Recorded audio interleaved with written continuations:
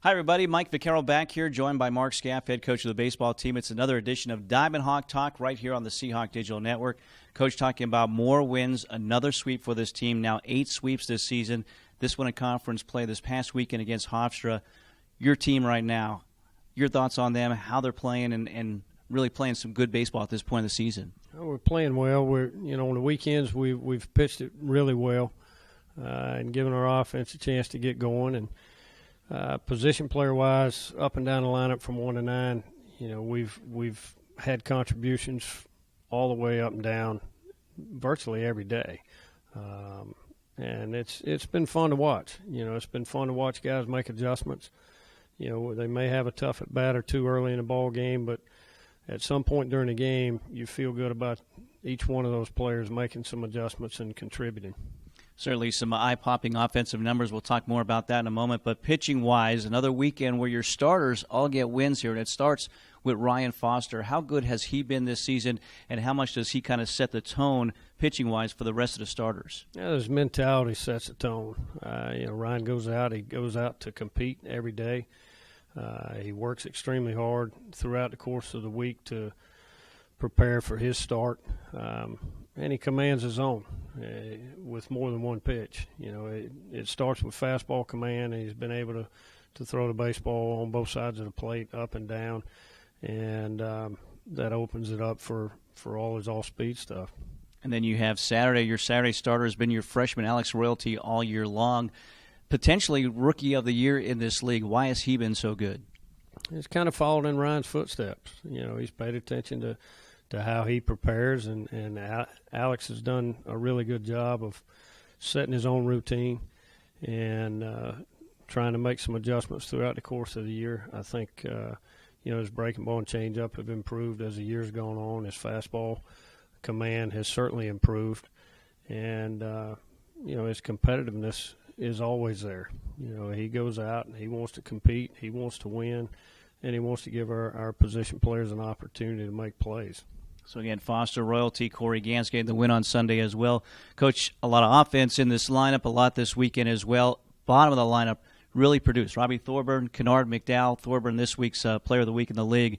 Those two guys, how much better is this team when your 8 and 9 hitters can be as consistent as they've been here recently? When you have 8 and 9 playing as well as Robbie and Kennard are right now, it gives you another 1 and 2 there at the bottom, and it rolls back to the top with Steven and Brian, and then jumps into the middle of the lineup with Gavin and Nick and Casey. So it certainly puts a lot of pressure on the opposing team. Robbie's had a solid year. He's played well pretty much all year. Kennard got off to a slow start, but the last month he's made some adjustments and is really swinging about well for us as well. As we talk about really not many holes, if any, in this lineup, and the competition that it's breeded within the lineup, how good and how does that make this team better to have that competition? It just the competitiveness up and down the lineup. If Steven gets on base, Brian wants to move him. He wants to be on base, and then it just carries right on down through the lineup, and it's something that each player in the lineup wants to be as good as they can be for their teammates, and they don't want to let each other down. And they feel like we can score with 2 outs and nobody on. We can score starting in the top of the lineup, the middle of the lineup, the bottom of the lineup. So it's a confidence factor that they've developed because of their preparation and how they go about their business day to day. Exam week this week. Now you won't go and play again until Friday. What are you able to do with your team during this week with exams going on? First off, we want to try to let their bodies recover a little bit and hopefully be a little fresher here going down the stretch, but at the same time give them plenty of time to prepare for finals. So, we took yesterday off.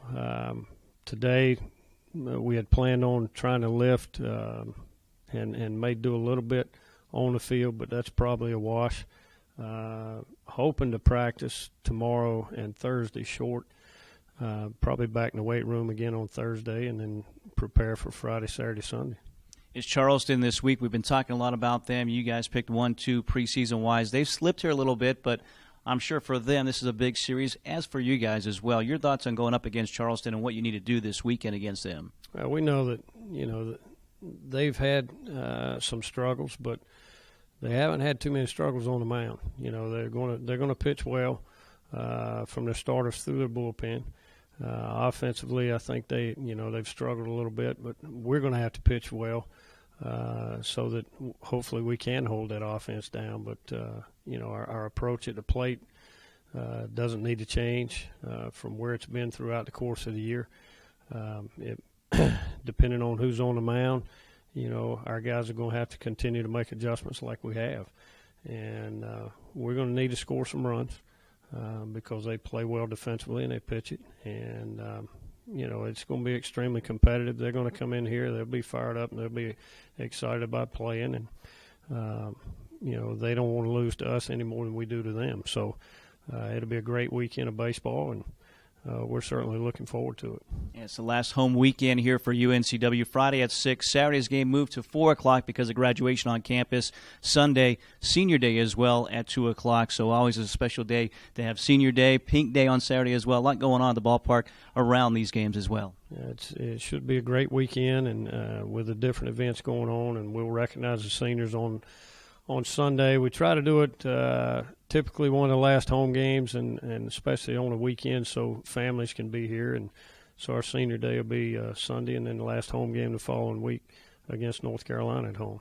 So again, this weekend, UNCW College of Charleston, Friday at 6, Saturday now at 4 o'clock, Sunday 2 o'clock for senior day as well. Coach, best of luck. Thank you, Mike. Thanks for joining us here. Another edition of Diamond Hawk Talk right here on the Seahawk Digital Network.